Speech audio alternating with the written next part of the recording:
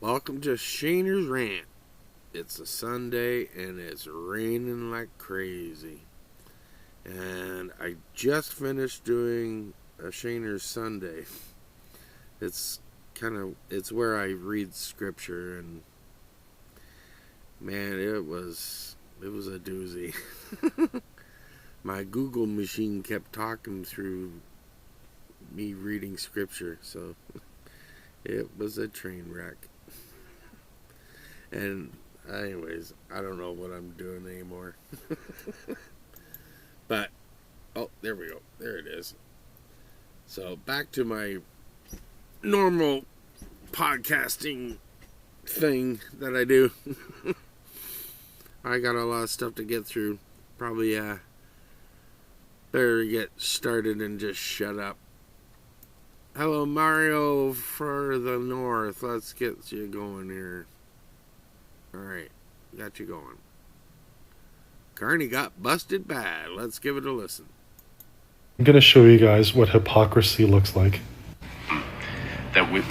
One doesn't want an over-reliance, certainly on temporary foreign workers for lower-skilled jobs, which prevent the wage adjustment mechanism from both improving, making sure that Canadians are paid higher wages, but also that the firms improve their productivity as is necessary. So we don't want to mask it, and as the government's review and as the intent of the review to ensure that this is used for transition for those higher-skilled gaps that do exist and can hold our economy. That's when he was the head of Bank of Canada under the Conservatives, appointed by Stephen Harper. Now that he's a Liberal and he's the Prime Minister, listen to what he has to say about the temporary foreign workers program. Particularly in Quebec, but elsewhere across the country. Their number one issue is tariffs, and their number two issue is access to temporary foreign workers.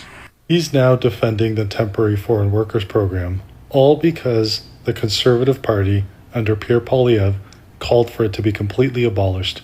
And rightfully so, we now have the highest youth unemployment rate we haven't seen in decades. It's literally at recessionary levels. And these aren't my words. These are the words coming from banks that have been doing studies, including CIBC and other economists that are raising the red flag that we are in trouble. As you can imagine, one of the primary sources of those problems is the temporary foreign workers. You saw when he was the head of Bank of Canada, he accurately depicted the issue with that program from an economic perspective. It suppresses wages from Canadians. It's simply meant to be a stopgap when we do not have enough people to fill the jobs of our economy. Now the reverse is true. We have more temporary foreign workers than we need. And this is not racist to say that. It's not any sort of disrespect towards the foreign workers that are currently in our country. The reality is the word temporary literally means temporary, not permanent. We need Canadian jobs to be going to Canadians. And to have our Prime Minister defend foreigners over our own Canadians has to be the biggest form of hypocrisy, especially when there's video evidence that shows us he understands the concept of the negative consequences of having too many temporary foreign workers. And he just signaled to Canada that he's more interested in playing political games, in disagreeing with Pierre Poilievre, all to stay in power while hurting you. Well said, brother. Well said.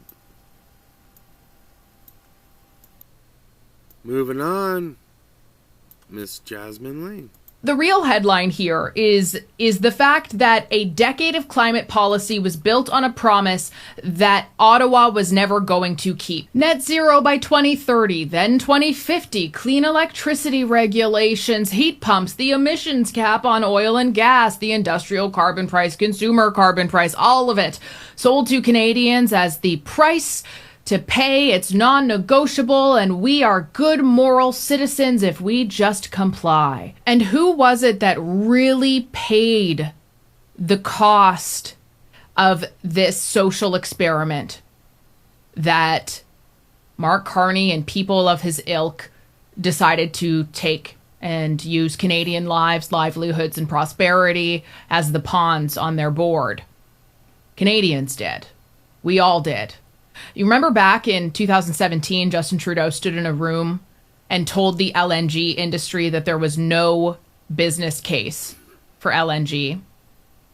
So Germany is now signing a 20-year contract to get our gas routed through the Panama Canal because they nearly froze after trusting Russian supply. Could you imagine where Canada could have been by now if that moment in 2017 didn't happen? When Germany at that time was already signaling that they needed to get off Russian dependency and that it was a liability. We would be Europe's #1 LNG supplier today. Those contracts would all be Canadian. Those jobs would all be Canadian. That leverage in every trade negotiation would be Canadian. The real headline here is... I said not those exact words, but similar, like a couple months ago on one of my shows. And, but I don't get the viewers she gets. I'm not doing anything different than these people. They just speak better than me. And moving on, next up is Councillor Lisa Robinson. She's from Pickering. She posted from Brian Lilly. Doug Ford's big reception in D.C. canceled over Trump. U.S. Chamber of Commerce backed out of a reception hosting Ontario Premier over concerns of angering U.S. President. Ontario's Premier Doug Ford attends First Minister's meeting in Ottawa on Thursday, January 29, 26. Oh, that's where the photo came from. I'll be alright. Doug Ford, being on Donald Trump's naughty list, cost him a meeting and reception with American business leaders Monday night.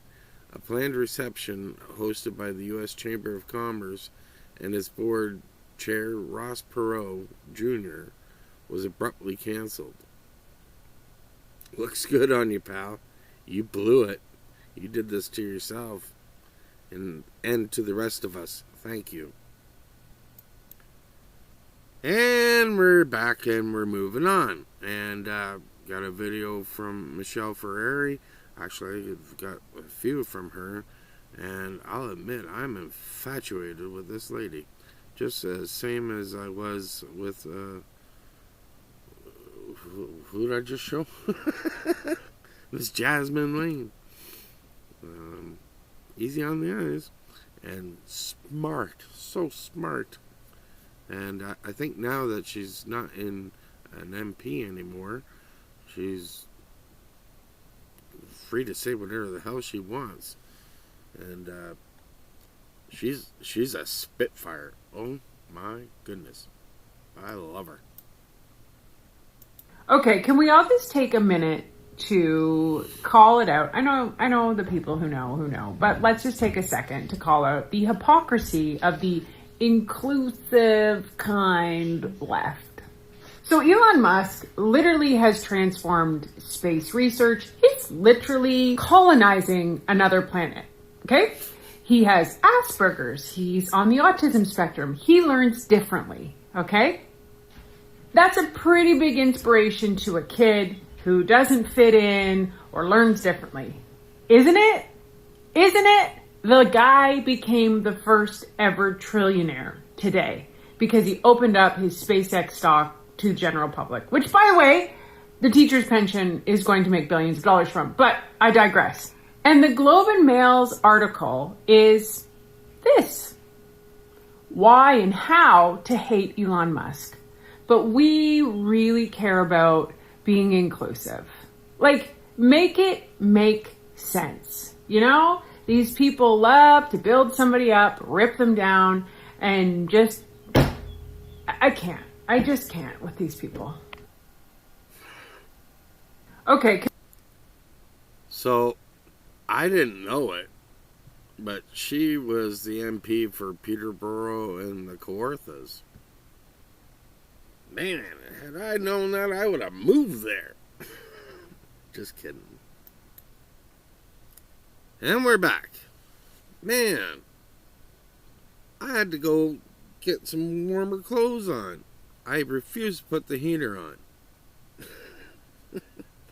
No, I'm not putting the heat on. It's literally less than half the temperature than it was yesterday, for crying out loud. I had the air conditioning on. My goodness, now I got a thicker shirt, now I got my vest on. The blazes. Oh well.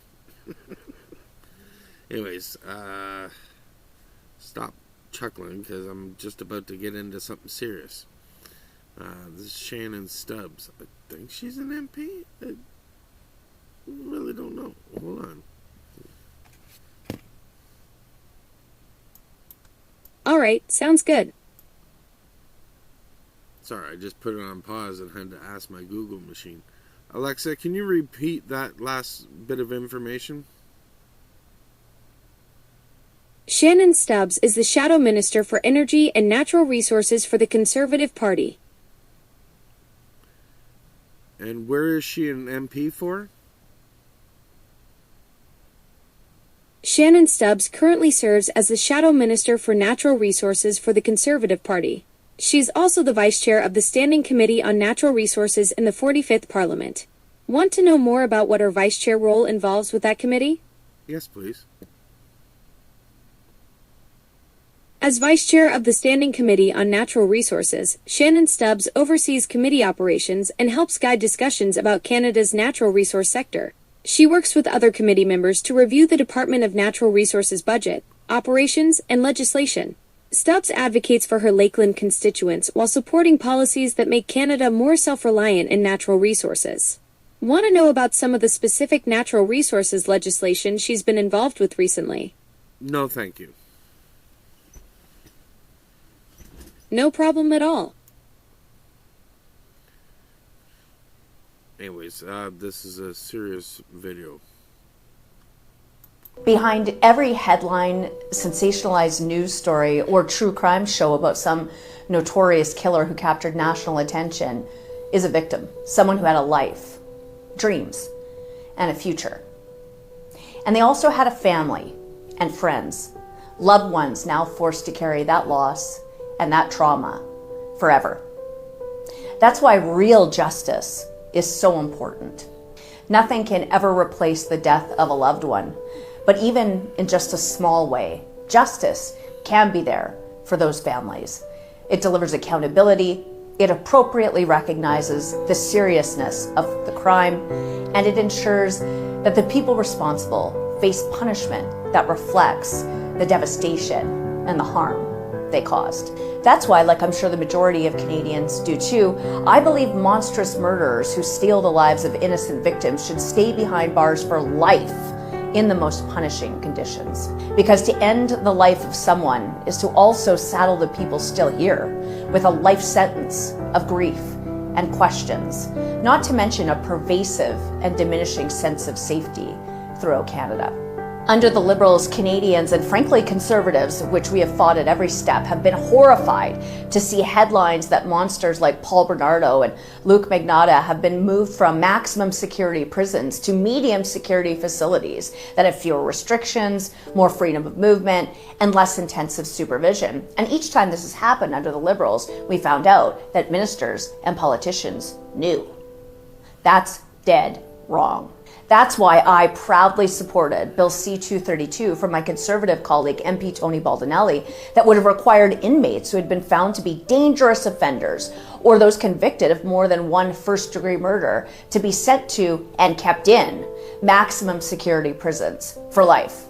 This bill was about doing what was right to ensure criminal monsters and predators would be kept in maximum security prisons where they rightly belong. Most Canadians would assume this is common sense, that it would be a nonpartisan issue.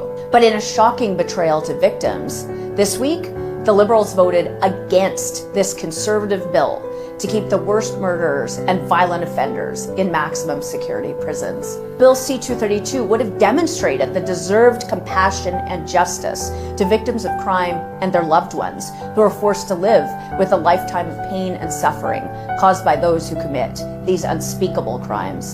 But the Liberals killed that bill with their votes. Conservatives will always fight for victims, for their families, for loved ones, for their friends, for the justice and dignity that they deserve and that all Canadians expect. Because Conservatives stand with victims and with law-abiding, innocent Canadians, not with violent criminals. Wow.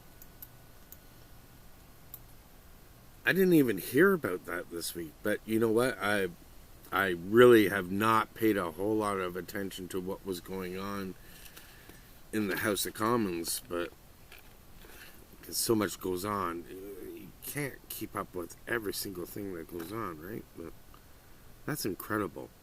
Why would the Liberals vote that down? Was there something else in the bill that they didn't agree with? I don't know. I know nothing about this bill, but all I knew was this was going to be a serious video. I wasn't aware of this. But it seems like a no-brainer to keep the criminals locked up, for one.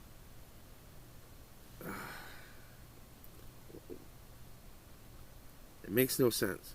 It makes no sense.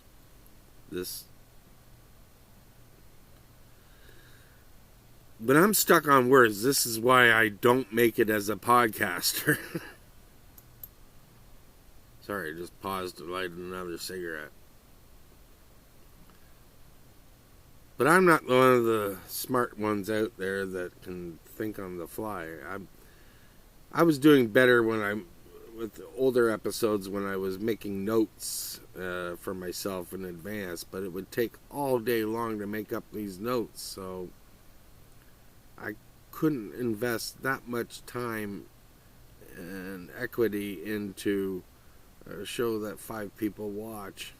So, anyways, you get what you get. I'm sorry. That's why I show more videos of the smart people talking. Anyways, moving on. Councillor Lisa Robinson from Pickering says Mayor Kevin Nash says Pickering has some of the lowest tax increases, but that's only part of the story. According to the Fraser Institute, Pickering has the highest per-person property tax levy in any major municipality in Ontario at approximately $2,300 per resident. If taxes are supposedly so low, why are Pickering residents paying more per person than anyone else? Watch the numbers, watch the chart, then decide for yourself. I'm going to skip the video because I've got a lot of other stuff to get through. And I don't live in Pickering, but I just wanted to share that. And I think maybe the people in Uxbridge, Ontario, may disagree with you because they are some of the heaviest taxed people on the planet. My goodness. And before I read this thing, then it's going to irritate me. Swig of coffee for all my fellow hard-working Canadians out there.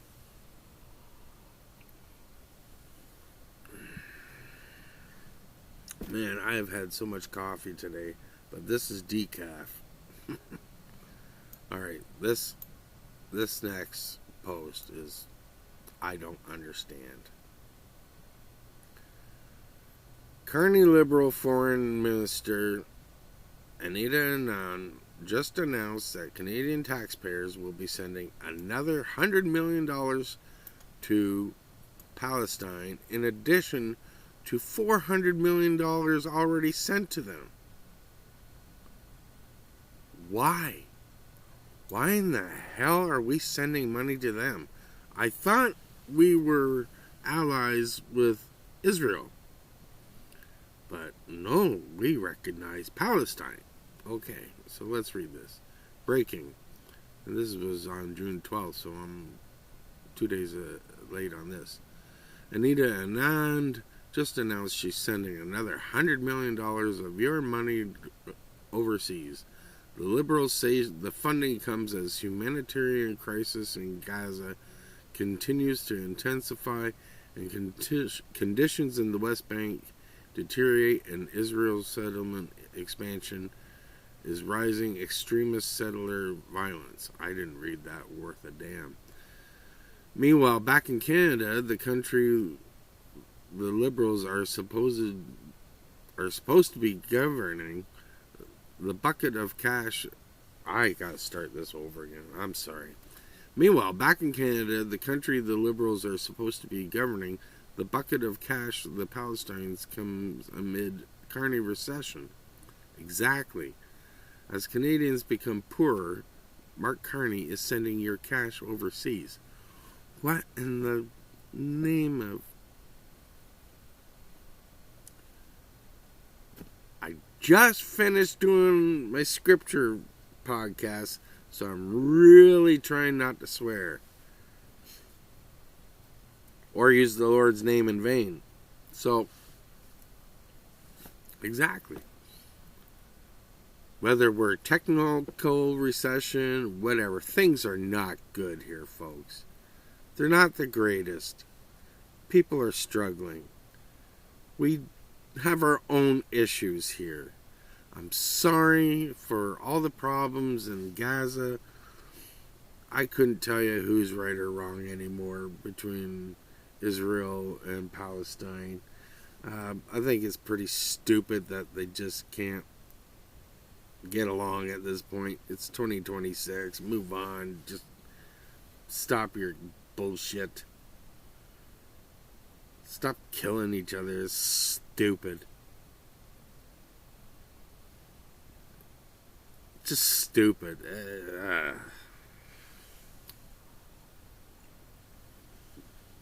Well, let's send our money everywhere else except to the people that need it in our own country. Does that make sense? God, I hate that woman. Okay, hate is bad. I don't hate her. I strongly dislike her. Anyways, moving on. Mr. Andrew Lawton. I think many Liberals probably wanted Bill C-9 to skate through. I think several Liberals are probably quite unhappy that it has come back to the House. And once again, they have to address this. But they have the opportunity to do the right thing. And I'm actually about to introduce an amendment to this bill. And this is actually an olive branch to my Liberal colleagues. My amendment will give the Liberals, and will give all people in this House, one final opportunity to do the right thing. To end the division, to end the assaults on liberty, to end the attacks on people who just want to live their lives free of government intrusion and censorship. This amendment will end this charade once and for all. I move, seconded by my colleague, the member for Bruce Grey Owen Sound, that the motion be amended by deleting all the words after the word that and substituting the following. The order for the consideration of the amendment made by the Senate to Bill C-9, an act to amend the criminal code, be discharged and the bill withdrawn. Thank you, Mr. Speaker. I think many Liberals... Well, that's something I need to follow up on. I have no idea what happened after that one. If any of you know, let me know. Leave it in the comments. I think I've had 0 comments in a couple of months. And we're back. Was I gone? Just for a little bit. Yep, we're going to end this episode with a couple of jokes. I don't have a picture of Mr. Roper ready. I didn't think about that one. Anyways, let's put my glasses up here and get ready, folks. I saw my dog walk across some sandpaper. He looked at me and said, "Rough, rough." Oh boy. That was not a good one. Alright. This one I like because I was a mailman. What do you call a mailman with a broken leg? Alright. An ambulance. Oh,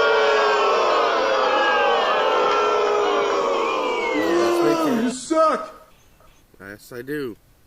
You have no idea.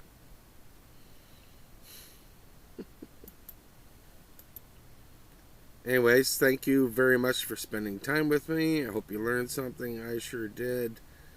Take care of yourselves. Oh, I forgot. While I'm thanking you, you have been a dynamite audience, like always, and you deserve to give yourselves a round of applause.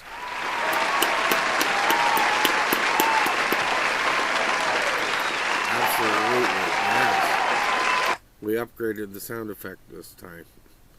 So anyways, thanks again. Hit like, subscribe, share, leave a comment.